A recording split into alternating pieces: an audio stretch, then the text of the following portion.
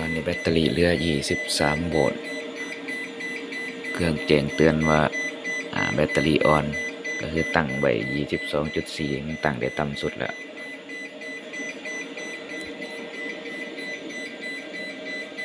ใช้วัตต์รวมได้อยู่ 1,480 วัตต์ด้าน AC ด้าน DC ปล่อยได้อยู่60 แอมป์ตั้งต่ำตัดที่ 22.4 ก็คือต่ำที่สุดเท่าที่เครื่องจะตั้งได้แล้วโอเคก็สรุปแบตหน่วยนี้ก็ปล่อยไฟได้จริง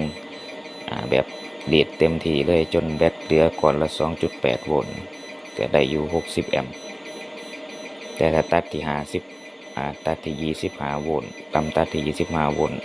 อินเวอร์เตอร์ตัดที่25 โวลต์สิได้อยู่ประมาณ58 แอมป์โอเค